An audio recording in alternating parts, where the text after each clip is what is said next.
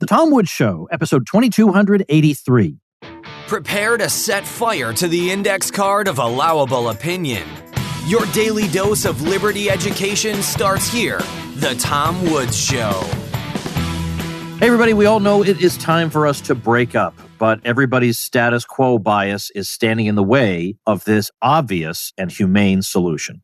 Check out my brand new ebook called National Divorce, the Peaceful Solution to Irreconcilable Differences, which you can get for free at nationaldivorce.com.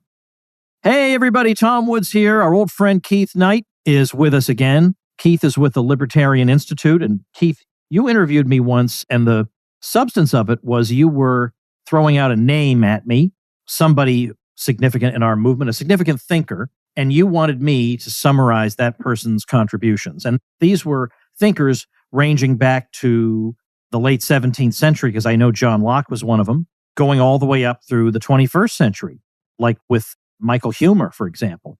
And I just loved that. I thought that was a thrill. I didn't know what name you're going to throw at me, and I felt like I did a creditable job honoring their contributions. It was just terrific. So in this episode, I'm thinking a little bit of returning the favor. Not so much that you have to respond in lightning style, but that, as with my appearance with you, each topic we cover could easily be a podcast episode.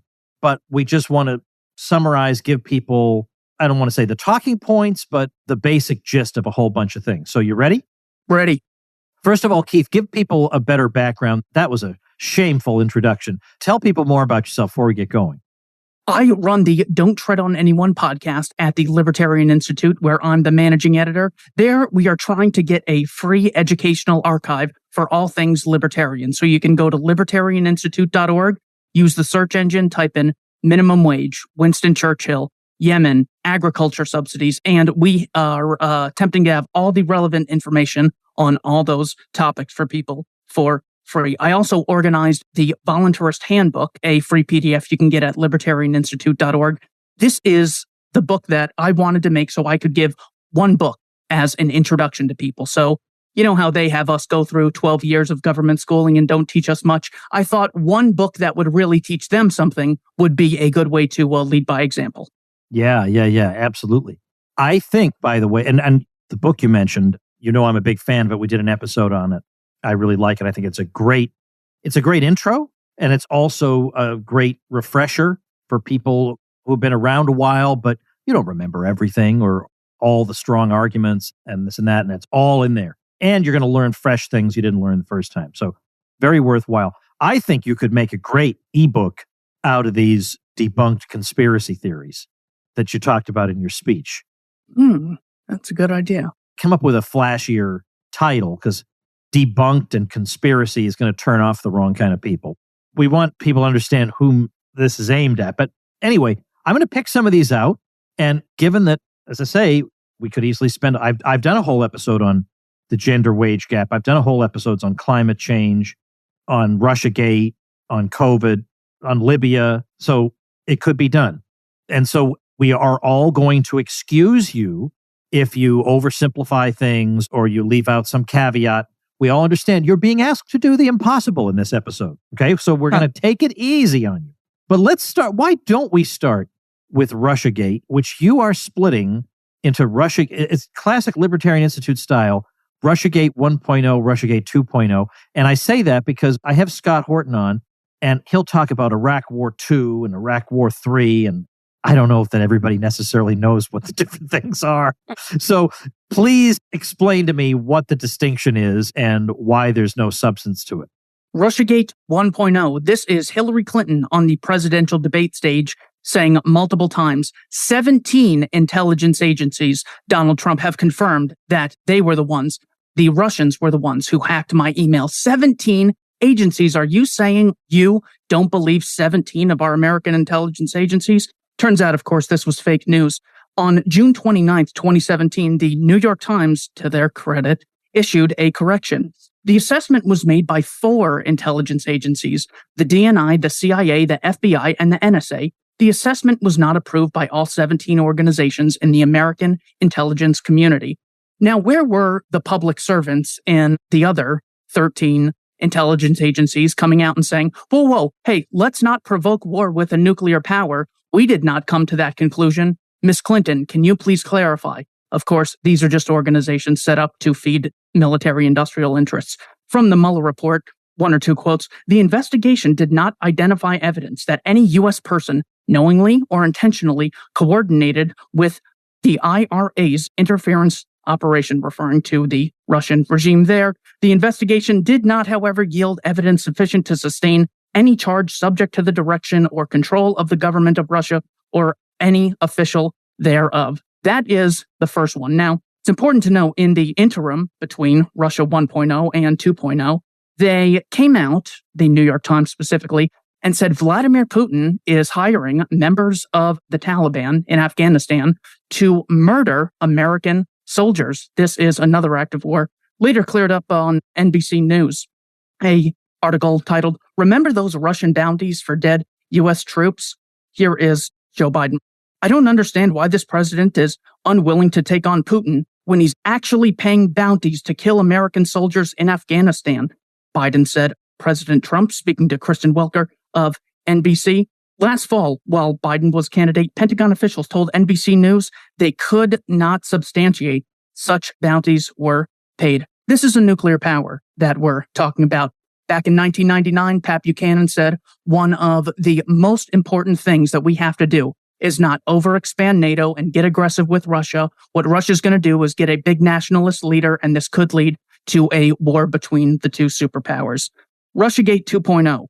Hunter Biden's story is Russian disinfo, dozens of former intel officials say. More than 50 former intelligence officials signed a letter casting doubt on the provenance of the New York Post story on the former vice president's son. That is from Politico. Here's CNN at the same time. Feds say Russia and Iran have interfered with the presidential election. Now, it turns out that the emails were obtained by the New York Times from a cache of files that appear to have come from a laptop abandoned by Mr. Biden in a Delaware repair shop. What happened on the presidential debate stage in 2020 is Joe Biden said, we have 50 intelligence officials, 5 directors of the CIA from both parties, confirming that what he is talking about is a Russian plant. This, of course, was later refuted as well. This is how dangerous it is. NATO first declares war in 2001 against Afghanistan after 20 years, after trillions spent, after tens of thousands of dead civilians.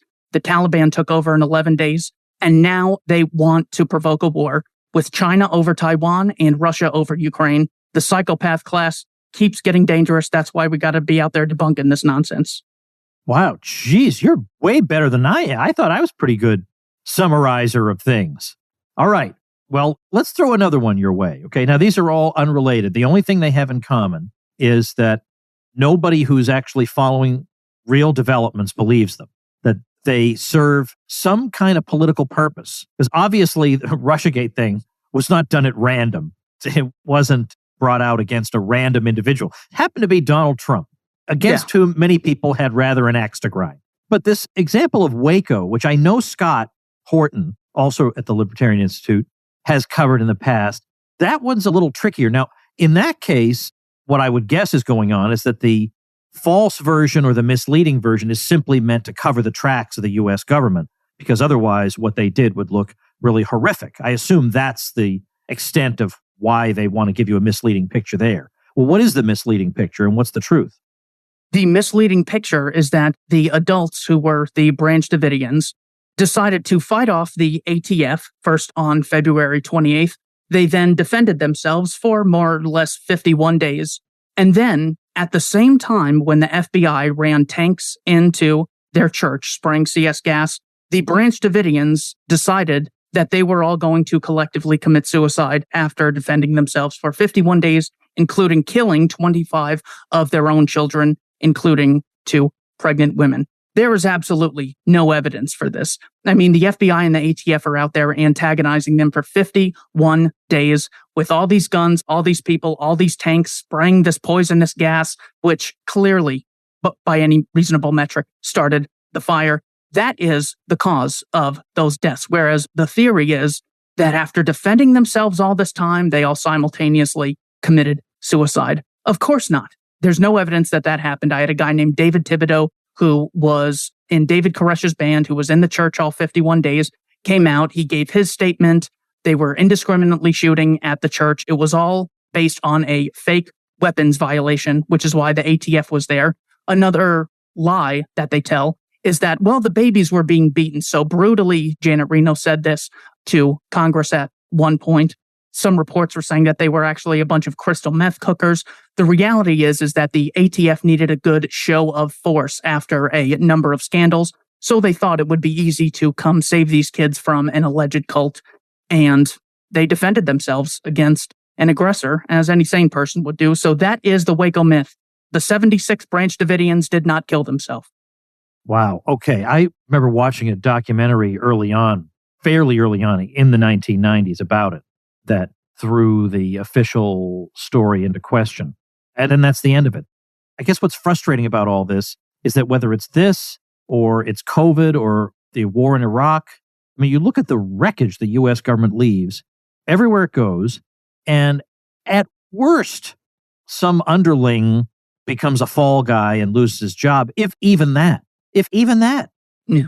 That's another thing these things have in common. All right, let's move ahead now. The gender wage gap is based on the claim that women earn X cents for every dollar men earn, and with the implicit parenthetical for doing the same work. But see, that's the problem. We get rid of that implicit parenthetical. They're not doing the same work. That's a good chunk of the explanation. They're not doing the same work, and they're not working as much, because to qualify as full-time work in how they calculate the gender wage gap, you have to work at least 35, 36 hours a week. Okay, well, a lot of the women who are being measured here are working between 35 and 40, but a lot of the men are working between 44 and higher, and they're not correcting for that. So that's another thing. So the whole thing, as you peel it back, you realize actually every aspect of this has a perfectly sensible explanation. Exactly. There's more you can say. I haven't stolen all your thunder, but I at least wanted to start with that. So one of the ways we can test this theory is to see if there are any more gaps within much more narrow groups. So when we look at men versus women as far as on-work deaths, turns out Forbes reported fatal employment, men 10 times more likely to be killed at work. So automatically we see, well, maybe there's a difference in risk, so they're able to demand a higher wage. Another way we can look at this is, are there any differences in incomes between people who are not men and women? And maybe these couldn't be explained by sexism. Maybe there's another explanation for why people have different wages. Here are a list of American demographics that have higher incomes than white Americans. Indian American, Taiwanese Americans, Chinese, Sri Lankan, Pakistani, Japanese, Filipino, Indonesian, Korean, Cambodian, Hmong, and Vietnamese. Now, could we say that, hey, there's an inequality, therefore discrimination exists, as Ibram X. Kendi likes to tell us? We can even look at married men and unmarried men, or rather men who were never married versus men who are married. And we see the same gap there. It's about 30% when you're looking at men between 25 and 44 to men who are married, 45 and older. We have another wage gap. So maybe there is a different explanation. Also, don't forget the age wealth gap. 16-year-olds on average earn $31,000 a year, while the average 46-year-old earns $63,000 a year. Therefore, we need a Young Lives Matter movement to get everyone riled up. This could only be because of discrimination. Of course, we see these inequalities all around us. The average median income in Maryland is $94,000 a year, while the average income in Mississippi is $49,000 a year. How can they explain all of these other disparities that exist all around us? How can they pin it all on sexism when they're actually all around us? Inequality is just a natural form of life. One organization, blackenterprise.com, reported, the Nielsen research finds that the median household income for foreign-born blacks is 30% higher than U.S.-born blacks.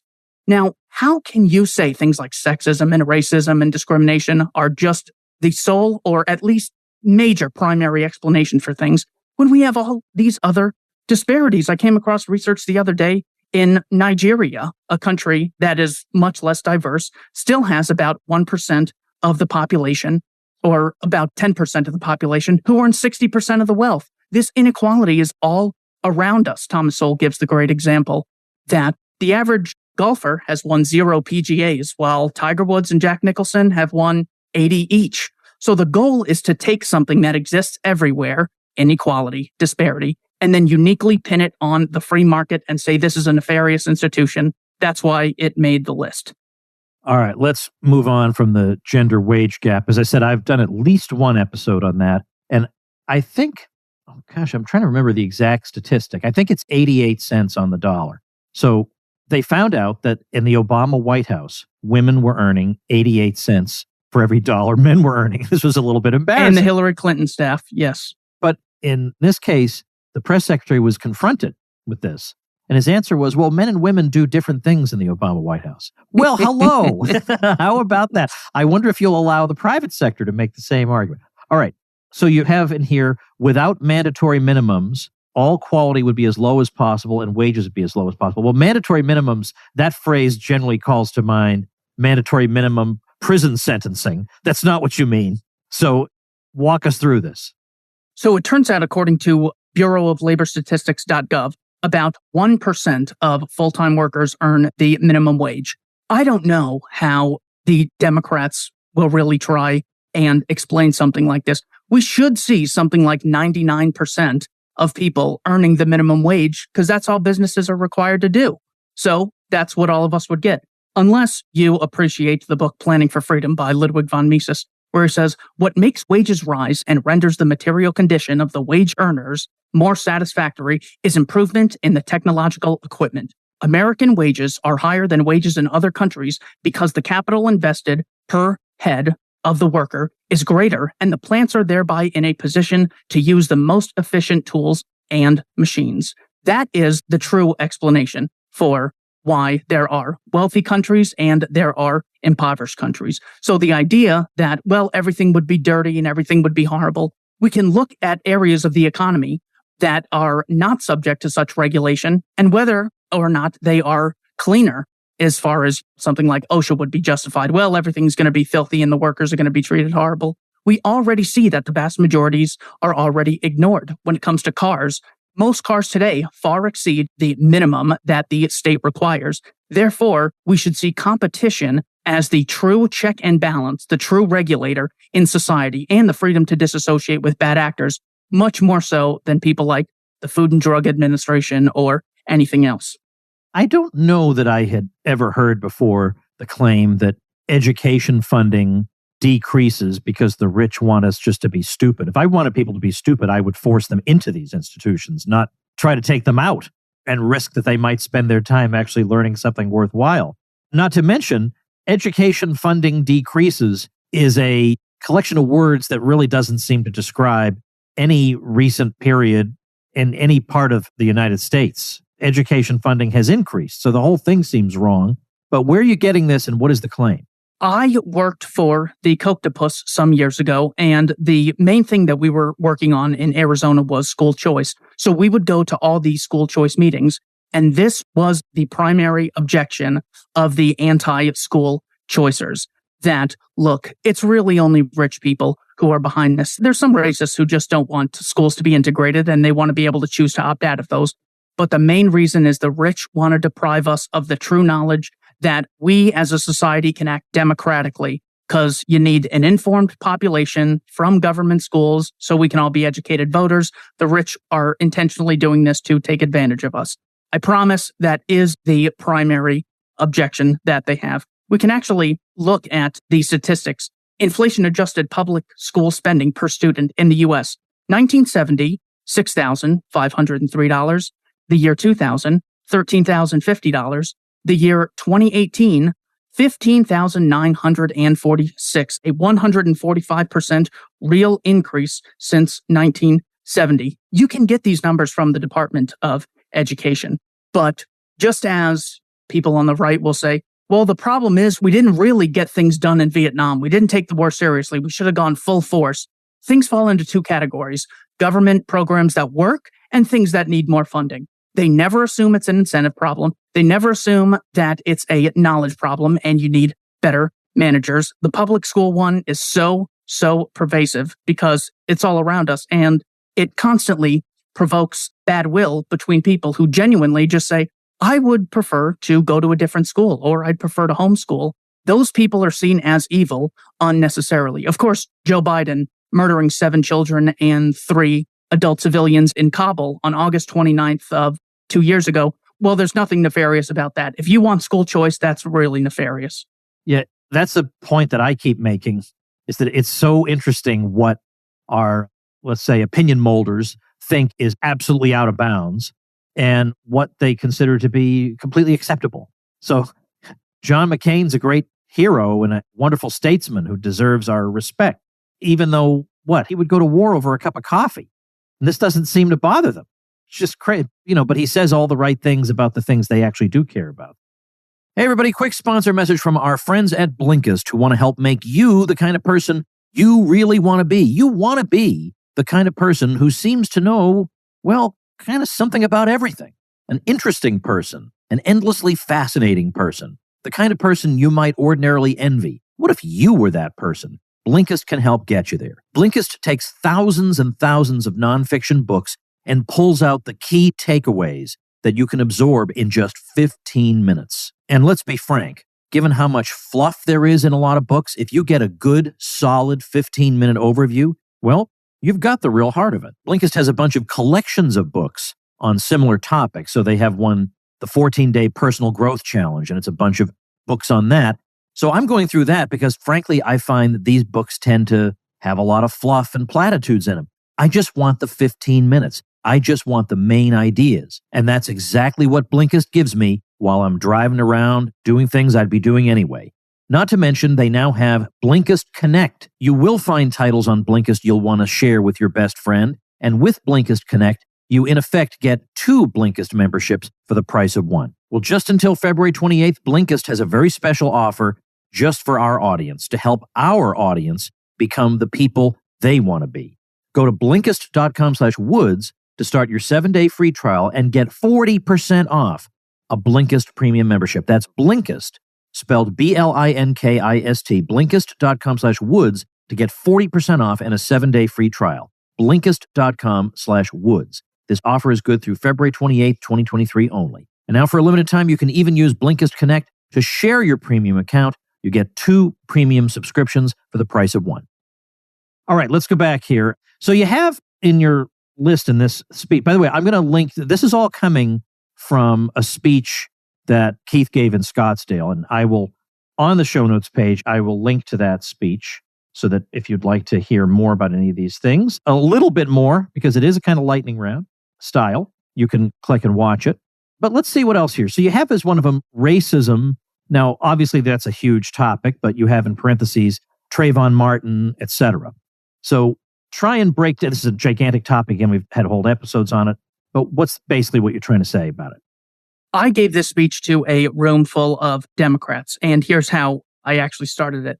I said, what do the following names have in common? Tony Timpa, Kelly Thomas, Justine Damon, Duncan Lemp, Dylan Noble, Margarita Victoria Brooks, Robert Sycon, Chad Michaels Breinhold, Daniel Schaefer, and Ashley Babbitt.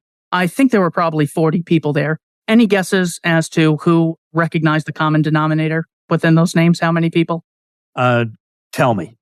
0 That's what I recognized that all of those were unarmed whites murdered by the police. Of course, non-white names are constantly used in hopes of provoking racial tension so they could say, look at this big problem, and only a big problem can be dealt with by a big government. So, maybe I'm just picking stories like they're picking stories. Who's right? Well, let me channel Anthony Fauci and go to the science. Roland Fryer is an economist at Harvard University, and in a study that he wrote titled An Empirical Analysis of Racial Differences in Police Use of Force, this was published in July 2017, he said, blacks are 23.5% less likely to be shot by the police. A year earlier, Washington State University titled the paper, The Reverse Racism Effect, finding police were 3 times less likely to shoot unarmed black suspects than unarmed white suspects.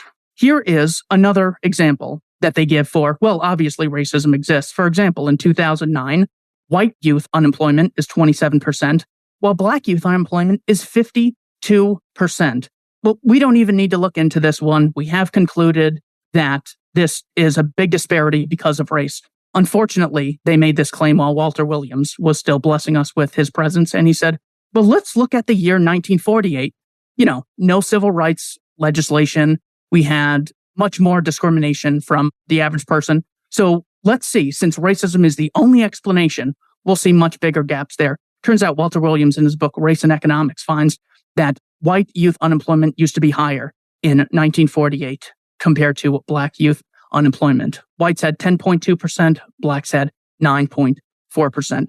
Thomas Sowell wrote a book, Civil Rights Rhetoric versus Reality, and he says, all right, in order to see if this racism thing is bad and therefore the government needs a solution, let's look at what was happening before the Civil Rights Movement, because what we should see is increase in poverty until the Civil Rights Act, and then we see a drastic increase in prosperity to have the state rescue us.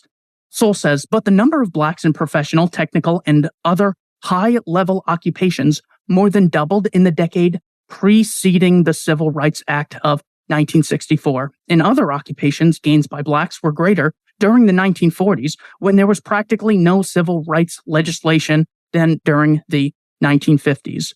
One of the big ones that came out was saying, look, all right, we can't pin all the racism on the average person. It's hard to find issues. So we're just going to go with the Hail Mary. Donald Trump said Nazis are good people. And they just repeated this one again and again. Here is a transcript of what Donald Trump actually said. I'm not talking about the neo-Nazis and the white nationalists because they should be condemned totally. But you had many people in that group other than neo-Nazis and white nationalists, okay? And the press has treated them absolutely unfairly. I mean, when I heard that Donald Trump said Nazis were fine people, as was reported, I said, okay, so did the Israeli Mossad assassinate him that afternoon, or did they wait till the nighttime? Like, that is just so unbelievable. I can't believe that happened. You read the transcript, and of course, the opposite is true. The reason that I put this in here is because there was research done by Skeptic Magazine. Credit to Michael Shermer, the broken clock that's right every now and then. Turns out the average Democrat thought there were about 1,000 unarmed blacks that were killed by police each year. A lot of them thought as high as 10,000. I mean, for heaven's sake, we hear about it all the time. Overall, nearly half of surveyed liberals, 44%, estimated roughly between 1,000 and 10,000 unarmed black men were killed, whereas 20% of conservatives estimated the same. The number is about 30 each year. And of course, the ones you hear about are the ones that come to fruition. I remember you made the point some time ago that if this were really a white supremacist society, being called that would be a badge of honor, not a professional death sentence. One final statistic from Wilfred Riley in a book titled Taboo, 10 Facts You Can't Talk About. If we live in this terribly racist society, of course, we would see, when it comes to interactions between the races, the whites constantly initiating violence against blacks, which is absolutely terrible when it does happen. Wilfred Riley actually brings the statistics out. He says, there were indeed about 5 times as many black on white crimes as white on black crimes, 560,600 to 103,563 during the representative year that I use for data analysis purpose. Here is where libertarianism is so vitally important. If you take that and look at it as a race issue, well, then you think, well, we should be at about 50-50, or the problem is therefore blacks. The libertarian says, no, those are both arbitrary differences. What matters is the initiation of violence aspect. So when progressives look at this stuff and say the problem is one race, the problem is men, the problem is the rich, it constantly is dragging us away from a true solution, which is to change people from their default position to be democracy is legitimate to the non-aggression principle is legitimate, and we shouldn't have double standards. Wow. Okay. We're going to end it there because I want people to check out the whole presentation you've made, and I want people to start listening to Keith Knight because you, in a way, I don't know if you take this as a compliment or a put down, but you kind of remind me your youthful enthusiasm and the strength of your arguments and the energy with which you put them forth. It reminds me of a young pre-cynicism Woods. I'm glad to see. Pre-cynicism, is that before you started hanging out with Ralph Waco, who loathes mankind? I must have said that on an episode, didn't I? You had told me one time. Oh, did I tell you that? Okay. And the only reason I thought it was okay to bring up is you posted it on Facebook, and I go, why is he posting this sad stuff on Facebook? Oh, no, it's perfectly fine. I'm sure he wouldn't have minded people knowing. For anybody who doesn't know, Ralph Waco was a senior fellow of the Mises Institute. He was a historian, a great libertarian historian. And Keith is referring to the time when I told him that I felt like he didn't write enough. He had so much knowledge that he could share with the world. I said, you owe it to mankind to share this knowledge with the world. And his response was, I loathe mankind. So Lord have mercy. I never quite got there, but I know some people are heading in that direction. But you, sir, are out there still singing from the old hymn book. You're just out there getting the ideas out and not letting them get away with anything. It's very easy to get caught up in some of these slogans or these one-sentence kind of arguments that, as Sowell would say, sometimes a faulty paragraph or two can take volumes to disprove. But you're out there doing it. So I appreciate that. So how do people follow you, or what should they do next? So I do take that as a compliment, by the way. I stay optimistic just thinking about my great-grandfather living through the First World War in Austria, escaping to America, not knowing English, getting his own deli, building a family, living through the Second World War, Great Depression, and then Stalin takes half of Europe, and then there's a proxy war in Korea, Vietnam, and Afghanistan, and he managed to stay optimistic. I think even though Klaus Schwab is dying for me to eat crickets, we can still be optimistic and still enjoy the finer things in life. People can find me at libertarianinstitute.org, and they can check out the Voluntarist Handbook on Amazon and barnesandnoble.com. All right. I'm going to have these links up at tomwoods.com/2283. Well, thank you for the lightning round, Mr. Keith Knight. Pleasure talking to you. Anytime, Tom. Thanks. And thank you, ladies and gentlemen. Become a smarter libertarian in just 30 minutes a day. Visit tomwoods.com to subscribe to the show for free, and we'll see you next time. Like the sound of The Tom Woods Show? My audio production is provided by Podsworth Media. Check them out at podsworth.com.